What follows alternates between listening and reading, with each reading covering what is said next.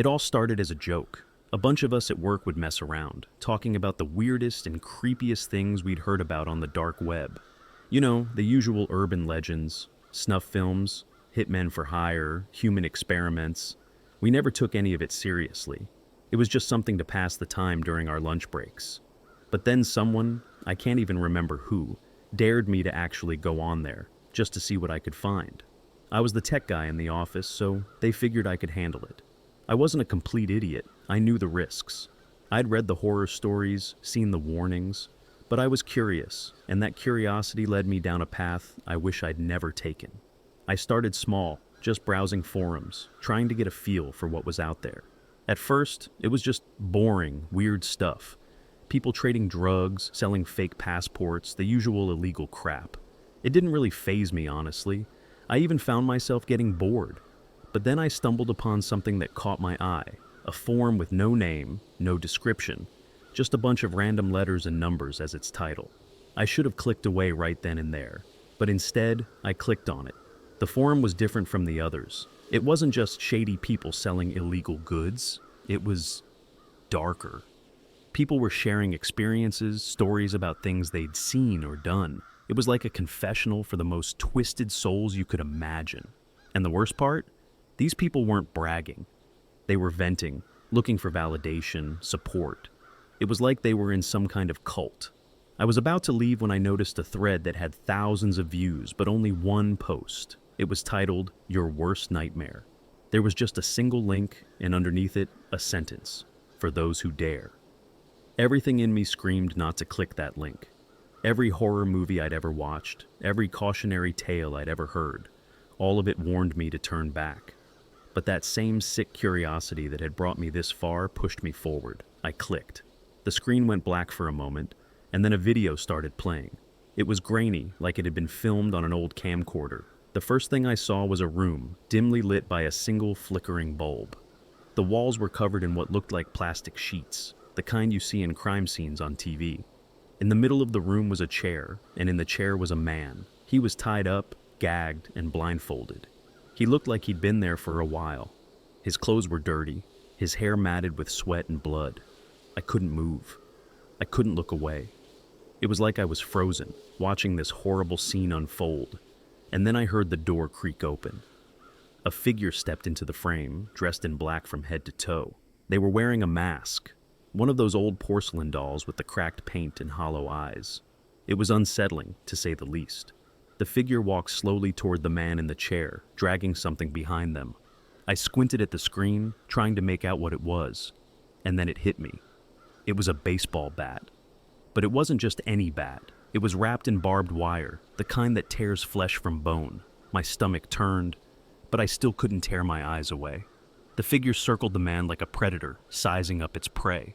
Then, without warning, they swung the bat at his leg.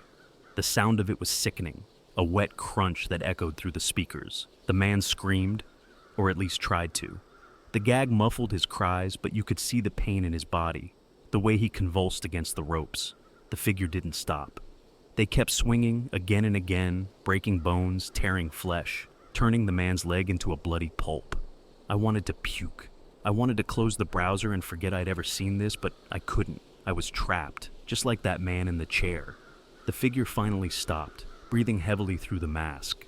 They reached out with one gloved hand and pulled the blindfold off the man's face. His eyes were wild, filled with terror and pain.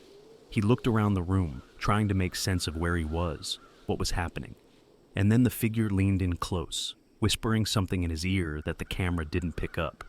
Whatever they said, it made the man start sobbing, shaking his head in desperate denial. The figure straightened up, walked over to a table in the corner of the room, and picked up something else. A knife. But it wasn't just any knife. It was a butcher's cleaver, sharp and shining under the dim light. My heart was pounding in my chest. I could barely breathe. The figure moved back to the man, running the flat of the blade against his cheek. The man flinched, trying to pull away, but there was nowhere to go. The figure paused for a moment, as if savoring the fear, the helplessness. Then, with a sudden, brutal motion, they brought the cleaver down on the man's hand, severing it at the wrist. I screamed, I actually screamed out loud, my voice mingling with the man's on the screen. Blood sprayed everywhere, soaking the plastic sheets, the floor, the figure's clothes. The man was thrashing in the chair, his body racked with agony. But the figure just stood there, watching, almost like they were enjoying it. I couldn't watch anymore. I slammed the laptop shut, breathing hard, my hands shaking. I felt like I was going to be sick. I ran to the bathroom and barely made it to the toilet before I threw up, my whole body trembling with horror. But the worst part? The video was still playing in my head. Every time I closed my eyes, I could see it. The man's terrified face, the figure with the cleaver, the blood. I couldn't get it out of my mind, no matter how hard I tried. I barely slept that night, and when I did, I had nightmares. Horrible, twisted nightmares, where I was the one tied to that chair. The next day at work, I couldn't focus. I kept seeing flashes of the video, hearing that sickening crunch of the bat, the man's muffled screams. My coworkers noticed something was off, but I couldn't tell them the truth. I just made up some excuse about not feeling well and tried to push through the day. But it didn't get better. The nightmares kept coming, every night more vivid, more terrifying. I stopped eating, stopped sleeping, stopped going out. I was too afraid. Afraid that the figure from the video would somehow find me, drag me into that room, make me their next victim. I tried to delete the video from my mind, tried to convince myself it was fake, just a sick prank or a movie. But deep down, I knew it wasn't. The fear was too real, too visceral. I could still feel the terror in the man's eyes, the way he begged for mercy with every scream. And then, a few days later, I got a message.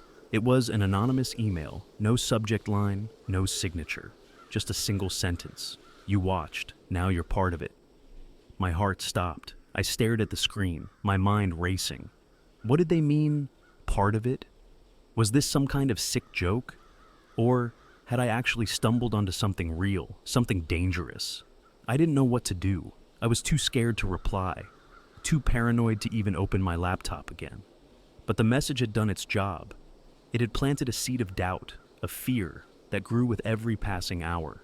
I started noticing things. Strange cars parked outside my apartment, people watching me from across the street, shadows moving in the corner of my eye. Maybe it was just my mind playing tricks on me, but I couldn't shake the feeling that I was being watched, that someone, or something, was coming for me. And then, one night, I heard it. It was late past midnight, and I was lying in bed, staring at the ceiling, too afraid to close my eyes. And then faintly, from somewhere outside, I heard a sound, a low, steady creak, like a door opening. My heart started racing. I listened, straining to hear anything else, but the apartment was silent. I told myself it was nothing, just the wind, or maybe a neighbor. But then I heard it again, closer this time, louder. A creak, followed by the soft thud of footsteps. Someone was in my apartment. I jumped out of bed, my heart pounding in my chest. I grabbed the first thing I could find, a lamp, and held it out in front of me like a weapon. I moved slowly, carefully, toward the door, trying to stay quiet, trying to listen. The footsteps were getting closer. I reached the door, my hand trembling as I reached for the handle. I took a deep breath, bracing myself, and then yanked it open. Nothing. The hallway was empty, dark, and silent. But the fear was still there, gnawing at my gut. I knew I wasn't alone. I could feel it. The presence, the eyes on me, watching, waiting. I backed into my room, slamming the door shut behind me, and pushed a chair under the handle. My heart was pounding so hard that I could barely think. I knew something was out there, or worse, someone. I tried to convince myself it was just my imagination, that I was letting the fear get the best of me, but every instinct was screaming that this was real. I backed up against the far wall, staring at the door, waiting for something, anything, to happen. My breathing was ragged, my skin clammy with sweat. The apartment was silent, eerily so, and I strained to hear any sign of movement outside the room. And then, I heard it. A soft, almost imperceptible creak of floorboards in the hallway. My blood ran cold. It was real. Someone was out there. I clutched the lamp in my hand, holding it like a weapon, even though I knew it wouldn't do much good. The footsteps were getting closer, each one slow and deliberate, as if whoever was out there wanted me to know they were coming. My grip tightened on the lamp, my knuckles white. The door handle rattled slightly, as if someone was testing it. I held my breath, my heart pounding so loud, I was sure whoever was out there could hear it. The handle rattled again, harder this time, but the chair held. Then, after what felt like an eternity, the rattling stopped. The footsteps retreated, growing fainter and fainter until they disappeared altogether. I didn't move. I didn't dare. I waited, listening, my whole body tense and ready to fight or flee at the slightest noise. But there was nothing. Just the deafening silence of the apartment. Minutes passed, maybe hours. I couldn't tell. Finally, I let out a shuddering breath, my whole body shaking with adrenaline and fear. I slowly lowered the lamp, my arms aching from holding it so tightly. I moved the chair and cracked the door open, peering out into the hallway. It was empty. I didn't know whether to be relieved or more terrified. I quickly shut the door again, this time locking it, and backed away. I collapsed onto the bed, every muscle in my body trembling. But no matter how hard I tried, I couldn't shake the feeling that something was horribly, horribly wrong. The nightmare had begun, and deep down, I knew it was only going to get worse. I grabbed my phone from the nightstand, my hands shaking so badly that I nearly dropped it. My first instinct was to call the police, but then I stopped myself. What would I even say? That I thought someone was in my apartment? That I heard a noise in the middle of the night? It sounded ridiculous, like the setup for a bad horror movie, but the fear was real. I could feel it crawling up my spine, making my skin prickle. Instead, I called my friend Eric. He was the one who'd first dared me to go on the dark web, the one who always had a solution for everything. The phone rang 3 times before he picked up, his voice groggy and annoyed. "Dude, it's like 3 a.m. What the hell?" I didn't even know how to start, my voice shaking as I tried to explain. "Eric, there's someone in my apartment. I think they're here because of the video." "What the hell are you talking about?" He sounded more awake now, his tone shifting from annoyed to concerned. "The video from the dark web, the one with the guy in the chair. I think they found me. I keep hearing noises, and I got this email and—" "Whoa, slow down, man," Eric interrupted. "What email? What noises?" I took a deep breath, trying to calm myself down. "I got an email like a couple of days after I watched the video. It said, 'You watched. Now you're part of it.' And now I keep hearing things. Footsteps, doors opening. I'm not crazy, Eric, I swear." There was a long pause on the other end of the line. "Okay," he finally said, his voice steady. "I'm coming over. Just stay where you are, lock the door, and don't open it for anyone. I'll be there in 20 minutes. I nodded, even though he couldn't see me, and hung up.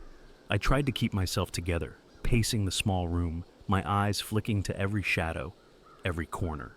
My mind was racing, trying to piece together what was happening. How had they found me? Why were they doing this? And what did they mean by part of it? The 20 minutes felt like hours, every second stretching out as I waited for Eric to arrive. I kept my phone clutched in my hand, ready to call him again if anything happened. But the apartment stayed silent, the only sound my own ragged breathing. Finally, I heard a knock at the door.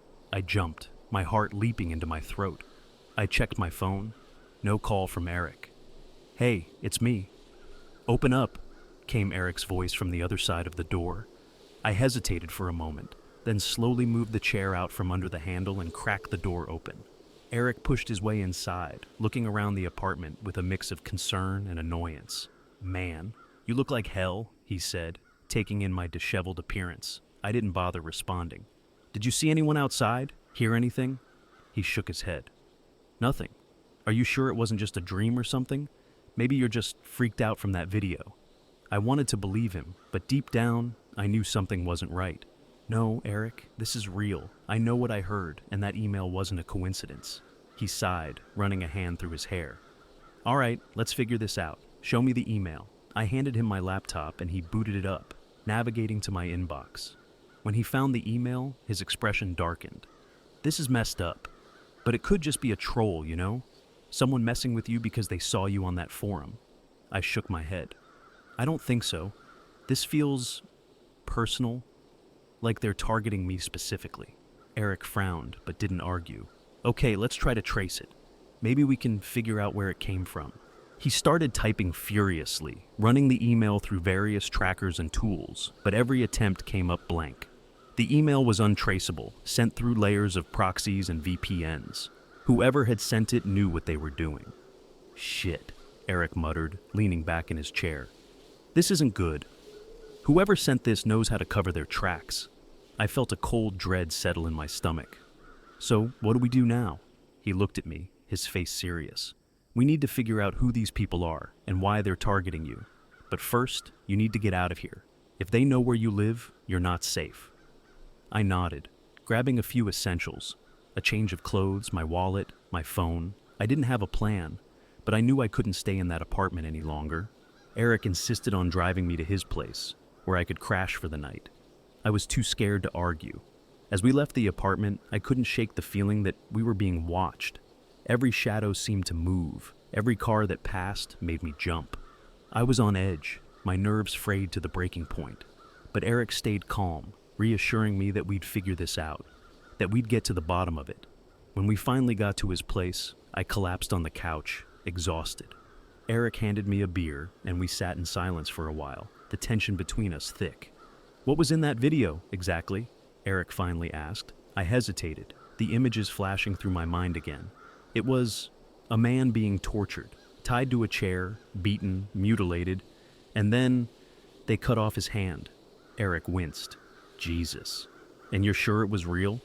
I don't know, I admitted. It felt real, but I can't be sure. He nodded, lost in thought. I'll see what I can dig up on this. There has to be something, some clue we're missing. I didn't have the energy to argue. I just wanted it to be over, to forget I'd ever gone down this rabbit hole. But deep down, I knew it wasn't that simple. This was just the beginning. That night, I slept on Eric's couch, but it was far from restful. Every time I closed my eyes, I saw the man in the chair, the figure with the cleaver. I heard the sickening crunch of bone, the muffled screams, and somewhere, in the back of my mind, I felt like they were still out there, waiting, watching. When I woke up, the sun was just starting to rise, casting a pale light through the windows. Eric was already up, sitting at his computer, his face lit by the screen. Any luck? I asked, my voice hoarse. He shook his head. Nothing concrete, but I did find something strange. I sat up, my heart racing. What is it? He turned the screen toward me, showing a post on a different dark web forum. It was just a few sentences, buried deep in a thread about urban legends, but the words sent a chill down my spine. They're always watching. Once you see, you can't unsee, and once you're part of it, there's no escape. I stared at the screen, the dread in my stomach turning to cold, hard fear. What does that mean? Eric didn't answer. He didn't have to. I knew what it meant. I was in too deep and there was no getting out. The rest of the day passed in a blur. Eric tried to keep me distracted, but my mind was elsewhere, replaying the events of the past few days over and over. I kept checking my phone, half expecting another message, another threat, but nothing came. The silence was almost worse. That evening, as the sun dipped below the horizon, I couldn't shake the feeling that something was coming. Something inevitable. I didn't know what it was, but I knew it was connected to the video, to the dark web, to the message that had turned my life upside down. As night fell, I found myself staring out the window, my mind racing. Eric had gone out to grab some food, leaving me alone in the apartment. I told myself I was just being paranoid, that everything would be fine once he got back. But then I saw it. A figure standing across the street, bathed in the dim glow of a street lamp. They were dressed in black, a mask covering their face. I couldn't make out the details, but I knew, deep down, I knew it was the same mask from the video. My blood turned to ice. I backed away from the window, my heart pounding in my chest. I grabbed my phone and called Eric, my hands shaking so badly that I could barely hit the buttons. He answered on the first ring. "What's wrong?" "There's someone outside," I whispered, my voice trembling. I think it's them." "Stay inside. Lock the doors. I'll be there in 5 minutes," he said, his voice urgent. I hung up and did as he said, locking every door, every window, checking and rechecking that the apartment was secure. But no matter how many locks I turned, no matter how many lights I turned on, I couldn't shake the feeling that it wasn't enough. Then, Just as I was about to call Eric again, I heard it. The same creak, the same soft thud of footsteps. But this time, they were inside the apartment. I froze, my breath catching in my throat. The footsteps were getting closer, moving down the hallway toward the living room. I looked around, desperate for something, anything to defend myself with. But all I had was a kitchen knife I'd grabbed from the counter. The footsteps stopped just outside the living room door. My heart was pounding so hard that I could barely hear anything else. I gripped the knife, my knuckles white, and waited. The door slowly creaked open, revealing the figure from the street. They stood there, motionless, staring at me with those hollow, empty eyes. I could barely breathe, my mind racing with fear and panic. And then they spoke, their voice low and distorted, like a recording played backward. "You shouldn't have watched!" Before I could react, they lunged at me, faster than I could have imagined. I swung the knife wildly, desperate to keep them away, but they were too strong. They grabbed my wrist, twisting it until I dropped the knife, pain shooting up my arm. I screamed, trying to fight back, but they were relentless. They pinned me to the ground, their grip like iron. I struggled, kicking and thrashing, but it was no use. They leaned in close, their masked face inches from mine, and I felt a cold dread wash over me. "You're part of it now," they whispered, their voice sending shivers down my spine. "And there's no escape." And then, just as suddenly as they'd appeared, they were gone. I was left lying on the floor, gasping for breath, my body trembling with fear and pain. The room was empty, the door hanging open, but the presence lingered, like a shadow that refused to fade. When Eric finally arrived, I was still on the floor, too shaken to move. He helped me up, his face pale and worried. "What happened?" he asked, his voice tight with fear. I couldn't find the words. All I could do was point to the open door, my mind still reeling from the encounter. "They were here," I finally managed to say. They said I'm part of it now." Eric didn't say anything. He just looked at me, his expression grim, and I knew he believed me. He knew, just as I did, that whatever this was, it wasn't over. It was just beginning. The next few days were a blur. I barely left Eric's apartment, too scared to step outside, too paranoid to stay alone. Eric tried to keep things normal, but I could tell he was on edge too. He started locking every door twice, kept the blinds drawn, and had his phone on him at all times. Neither of us mentioned the figure in black again, but the tension was suffocating. The nightmares got worse. Every time I closed my eyes, I was back in that room, the one from the video. The walls were still covered in plastic, the flickering bulb casting long, eerie shadows. And I was always in the chair now, tied up, gagged, unable to scream as the figure in black loomed over me, that cleaver glinting in the dim light. I could feel the cold steel of the blade against my skin, could hear the sickening crunch of bone as the bat connected with my legs. Every night, I woke up drenched in sweat, my body aching from the phantom pain. Eric noticed, of course. He kept asking me if I was okay, if I needed to talk, but what could I say? That I was being haunted by a video that I shouldn't have watched? That the figure from the dark web was now somehow in my life, stalking me, waiting to strike again? It sounded insane, even to me. But I wasn't crazy. I knew what I'd seen, what I'd felt, and I knew that this wasn't over. One night, after another sleepless bout of tossing and turning, I decided I couldn't take it anymore. I had to know who or what was doing this. I grabbed my laptop and sat at the kitchen table, the cold light of the screen the only illumination in the dark apartment. Eric was asleep on the couch, his steady breathing the only sound in the room. I logged onto the dark web again, my fingers trembling as I typed in the URL of that nameless forum. I didn't know what I was looking for. Answers, maybe, or some kind of clue that would help me understand. But all I found was more darkness, more twisted confessions and disturbing stories. None of it was helpful, just more fuel for the nightmares. I was about to give up, to shut the laptop and pretend that this was all just a bad dream, when I saw a new thread at the top of the forum.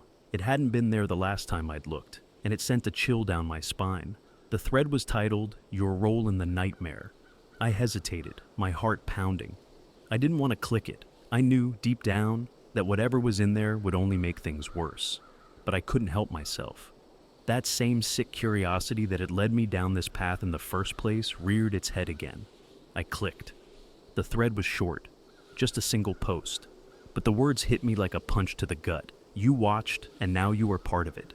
There's no escape, no turning back. You are the next chapter. You will see, you will feel, and you will do. We are always watching. Below the text was another link, this one labeled, "Continue to your role." I stared at the screen, my blood running cold. My mind was screaming at me to close the laptop, to turn it off and throw it out the window, to forget this had ever happened. But my hand moved on its own, my fingers hovering over the mouse. I clicked the link. The screen went black for a moment, and then a video started playing. This time, the quality was better, crisp, almost like it had been filmed with a high-end camera. The room was familiar, the same plastic-covered walls, the same flickering bulb. But the chair was empty now, the ropes hanging loosely, as if waiting for someone to fill them. And then the camera panned to the side, and I saw myself. I was standing there, in the same room, staring at the chair with wide, terrified eyes. I looked exactly as I did at that moment.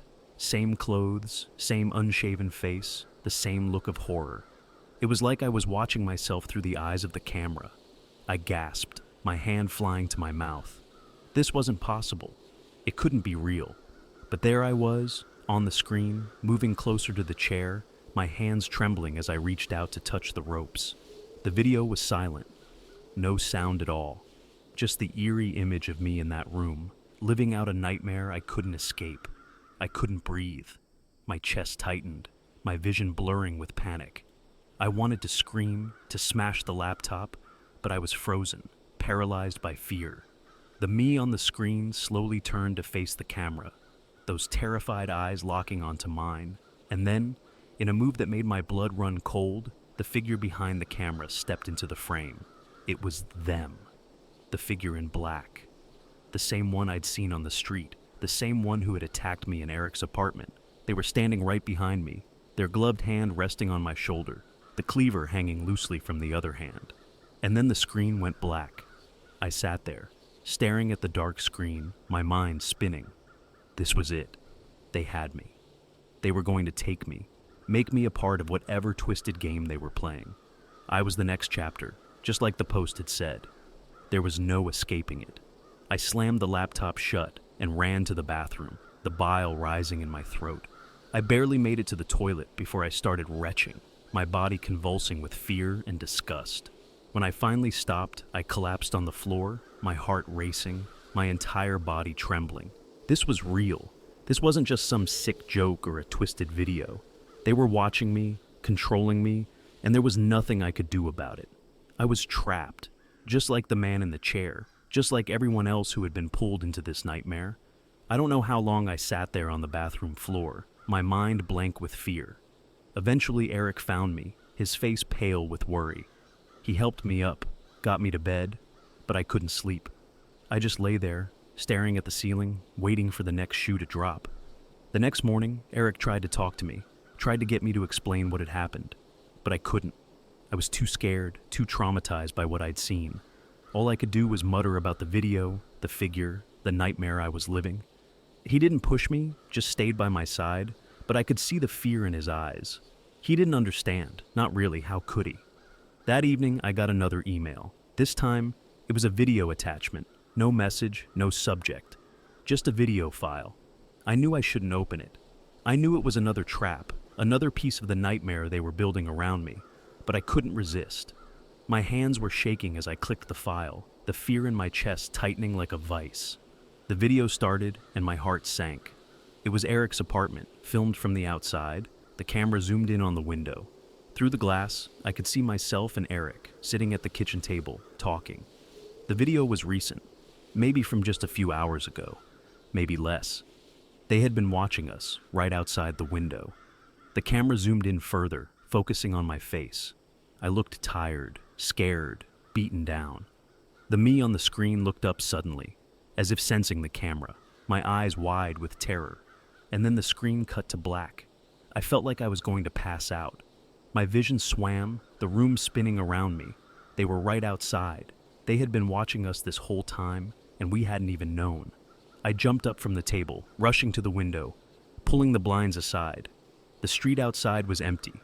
Just the usual parked cars and dim streetlights. But I knew they were out there, watching, waiting. I grabbed Eric, pulling him away from the table. "We have to go," I said, my voice trembling. "They're here, right outside. We have to leave, now." He didn't argue, didn't ask questions. He could see the fear in my eyes, could feel the urgency in my voice. We grabbed what little we could, phones, wallets, jackets, and rushed out the door, not bothering to lock it behind us. We drove for hours, not speaking, just trying to put as much distance between us and that apartment as possible. I kept looking over my shoulder, half expecting to see that figure in black following us. But there was nothing, just the empty road and the dark night. Eventually we found a cheap motel, the kind of place that doesn't ask questions, and checked in. The room was small and dingy, but it felt safer than Eric's apartment, safer than anywhere else we could have gone. We stayed up all night, the TV on low in the background, the silence between us heavy. I didn't tell Eric about the video, about what I'd seen. I didn't need to. He could see it in my face, the fear that had taken root deep inside me. When morning finally came, the daylight didn't bring any comfort. The fear was still there, gnawing at me, growing with every passing hour. I knew this wasn't over. I knew they weren't done with me. And I knew, deep down, that there was no escape. We were in too deep. I was part of it now, and there was no turning back. The next morning was bleak. The motel room was musty, the curtains drawn tight against the daylight, leaving the room in a perpetual twilight. Eric was still asleep on the other bed, his face pale and drawn. I hadn't slept at all, my mind racing with thoughts of what could be coming next.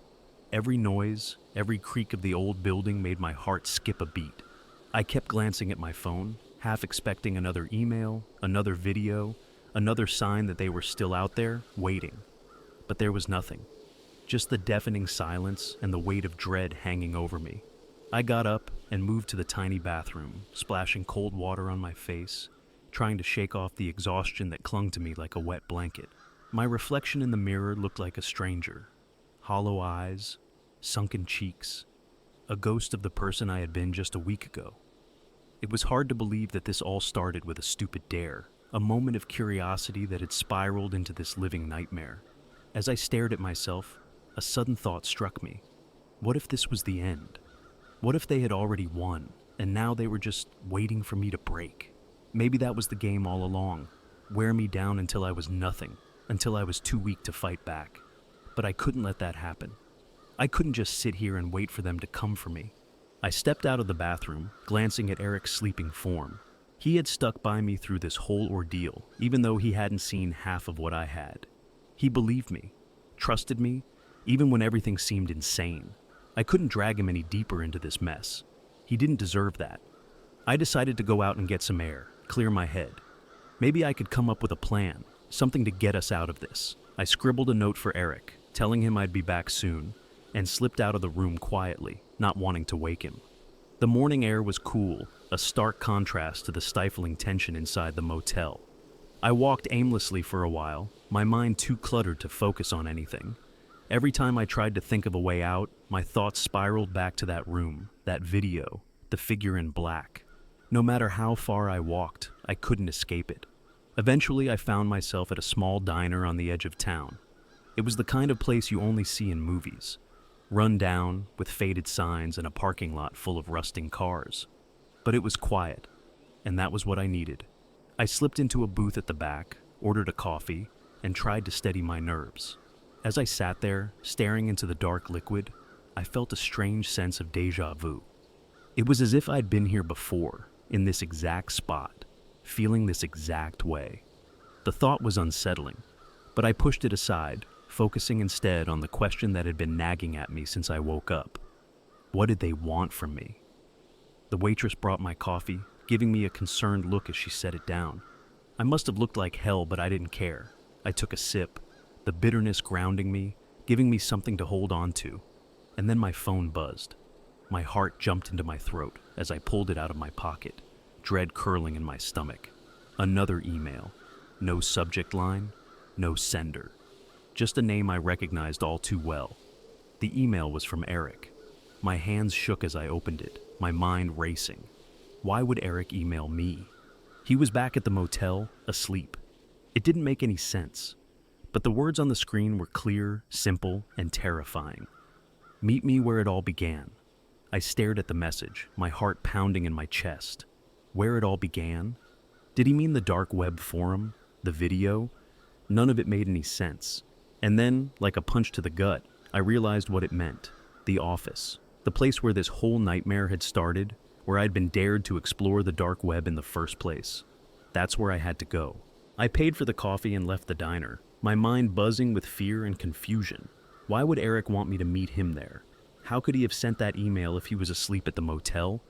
My footsteps quickened as the questions swirled in my head, but deep down, I knew I had no choice. I had to go. The office building was a good half-hour walk from the motel, but I didn't bother calling a cab. I needed the time to think, to try and piece together what was happening. The streets were eerily quiet, the usual hustle and bustle of the city muted, like the world was holding its breath, waiting for something to happen. When I finally reached the building, my stomach churned. It was just as I'd left it, an unassuming brick structure with a faded sign out front. But now, it felt different, darker. The windows stared down at me like empty eyes, watching, waiting. I hesitated at the entrance, my hand on the door handle. Every instinct screamed at me to turn back, to leave this place and never return. But I couldn't. Not now. I had to see this through. The building was deserted, the hallways echoing with the sound of my footsteps. I made my way to our office, the door creaking as I pushed it open. The room was just as we'd left it, desks cluttered with papers, computers humming quietly, the faint smell of stale coffee lingering in the air. And there, sitting at my desk, was Eric. But something was wrong. He was slumped over, his head resting on the keyboard, his face hidden from view. My heart raced as I approached him, dread clawing at my throat. "Eric!" I called out, my voice trembling. He didn't respond. I reached out, my hand shaking as I touched his shoulder. His body was cold, stiff. I felt my stomach lurch as I realized what had happened. I grabbed his shoulder and pulled him back, revealing his face. It was him, but it wasn't. His eyes were open, staring blankly ahead, his skin pale and lifeless. And there, on his forehead, was a message carved into his flesh, the letters jagged and bloody. Part of it, I stumbled back, bile rising in my throat. This couldn't be happening. It wasn't possible. But there he was, dead in front of me, with a message that confirmed my worst fears. Before I could process what was happening, my phone buzzed again. I fumbled with it, my hands shaking so badly that I nearly dropped it. Another email. This one was from an unknown sender, just like before. The subject line read, "Welcome to your new role." I didn't want to open it. I didn't want to see what was inside, but I knew I had to. I clicked on the email, my heart pounding in my chest. It was another video. The same room, the same chair. But this time, the person in the chair wasn't a stranger. It was me. I was sitting there, tied up, gagged, just like the man in the first video. My eyes were wide with terror, my body trembling with fear, and standing behind me, holding the cleaver, was the figure in black. They were watching me, waiting. Their hollow eyes locked onto mine. I couldn't breathe. My mind was racing, trying to understand what was happening. This couldn't be real. It was impossible. But there I was, on the screen, living out my worst nightmare. And then the figure leaned in close, their masked face inches from mine. They whispered something in my ear, something that sent a cold shiver down my spine. "You will see, you will feel, and you will do." The screen went black, the video ending abruptly, but the message was clear. This wasn't just a game anymore. This was my reality, my life, and there was no escaping it. I stumbled out of the office, my mind numb with fear. The streets were still empty, the city silent, but I knew they were out there, watching, waiting. I couldn't stay here, couldn't go back to the motel. I had to get as far away as possible, as fast as I could. But no matter how far I ran, no matter where I went, I knew the truth. I was part of it now. I ran. I didn't know where I was going. I just knew I had to get away. My mind was a blur of fear and confusion, every shadow on the street feeling like a threat, every distant sound making me jump. The city, Once familiar and comforting, now felt like a labyrinth designed to trap me, to keep me running in circles until I couldn't run anymore. But there was nowhere to hide. No matter how fast I ran, how far I went, I knew they were still out there, watching, waiting for the perfect moment to strike. The sun was setting by the time I found myself in a part of town I didn't recognize.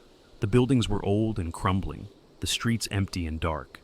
It was the kind of place that people avoided, a place where you could disappear and no one would notice. It was perfect.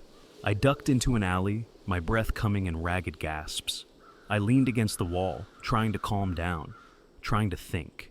I needed a plan, something to get out of this nightmare once and for all, but my mind was spinning, the fear gnawing at me, making it impossible to focus. I slid down the wall, my back against the cold bricks, and buried my face in my hands. I felt like a cornered animal, trapped with no way out. Every instinct screamed at me to keep moving, to keep running, but I was exhausted, physically, mentally, emotionally. I couldn't do it anymore. Then my phone buzzed. The sound cut through the silence like a knife, making me jump. I stared at it, dread curling in my stomach. I didn't want to look, didn't want to see what new horror awaited me, but I knew I had no choice. Slowly, I pulled the phone out of my pocket and unlocked the screen. Another email. The subject line was blank, the sender anonymous. With trembling hands, I opened it. The email was short, just a few words that made my blood run cold. Welcome to your final chapter. Before I could process what it meant, my phone buzzed again. This time, a video call. The screen showed an unknown number, no name, no location. I hesitated, my thumb hovering over the decline button. But something inside me knew I had to answer. This was it. The final piece of the puzzle, the last step in this twisted game. I accepted the call, the screen flickered, and then I saw it. The same room, the same plastic-covered walls, the same flickering bulb. But this time, the camera was facing a mirror, and in the reflection, I saw the figure in black. And they weren't alone. In front of the mirror, tied to the chair, was a man. His face bruised and bloody, his clothes torn and soaked with sweat. His eyes were wide with terror, his mouth gagged, just like the man in the first video. But as the camera zoomed in, I realized with a sickening jolt that this wasn't just any man. It was me. I stared at the screen, my mind reeling. How was this possible? I was watching myself, tied up and helpless, in a room I'd never seen before. But there was no denying it. The man in the video was me, every detail identical, down to the torn shirt I was wearing. The figure in black moved closer to the mirror, their masked face staring into the camera. They didn't speak, didn't move, just stood there, watching me with those hollow, empty eyes. And then, slowly they raised a hand and pointed at the man in the chair, at me. My heart pounded in my chest, my breath coming in shallow gasps. This was it. They had me. I was trapped. Just like in the video, just like every nightmare I'd had since this all started. There was no escape. And then, as if reading my thoughts, the figure reached down and picked up the cleaver. The blade gleamed in the dim light, a cruel reminder of what was coming. I couldn't move, couldn't look away. I was paralyzed, watching helplessly as the figure raised the cleaver, ready to bring it down on my doppelganger's hand. The same hand that had been severed in the first video, the same hand that had haunted my nightmares. But just as the blade was about to strike, the screen flickered and the image changed. I was no longer in the room. I was back in the alley, the phone clutched in my hand.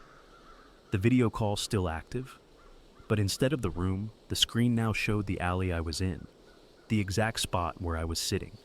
And there, standing at the mouth of the alley, was the figure in black. My heart stopped.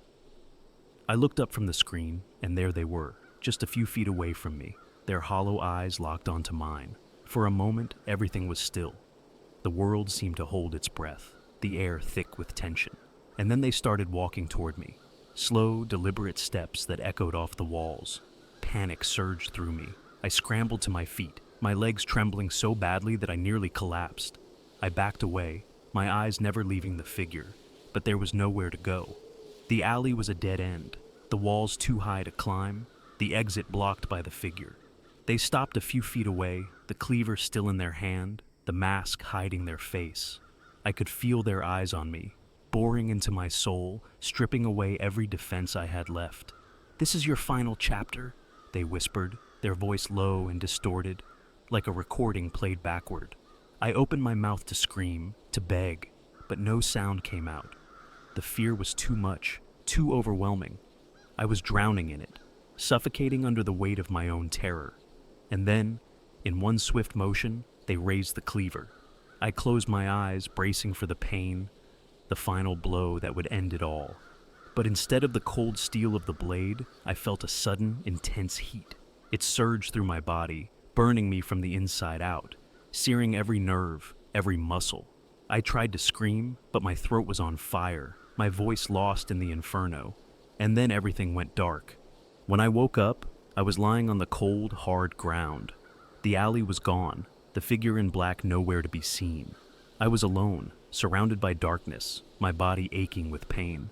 I tried to move, but my limbs felt heavy, unresponsive. It was like I was trapped in a nightmare, paralyzed, unable to wake up. Panic clawed at my chest, but I couldn't fight it, couldn't escape. And then, in the darkness, I heard a voice. "You will see, you will feel, and you will do." The words echoed in my mind, a cruel reminder of everything that had happened, everything I had seen. And as the darkness closed in around me, I realized the truth. This wasn't the end. This was just the beginning. I was part of it now,